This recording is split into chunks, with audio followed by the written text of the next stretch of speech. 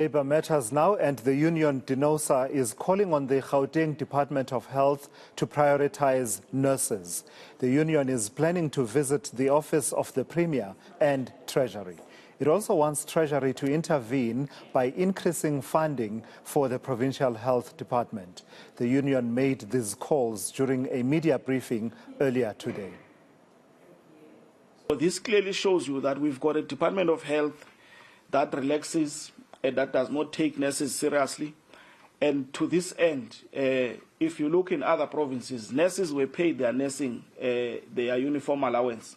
Only in Gauteng, they were not paid their uniform allowance.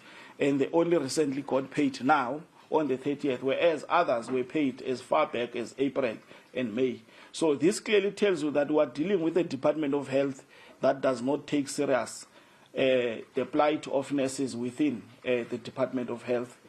As things stand, we are concerned that these nurses who have just joined the profession, who are young, who are black, will be left with a bitter taste in their mouth, not, feeling not appreciated by the employer.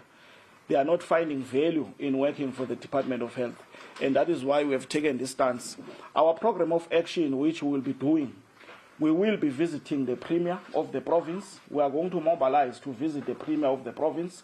We'll also be visiting Treasury in the province because we believe that Treasury must also allocate enough funds for the Department of Health in order to meet its mandate. Gada also going on to say that the treatment that nurses are getting from the department is inhumane. He says nurses haven't been paid in 3 months for rendering services.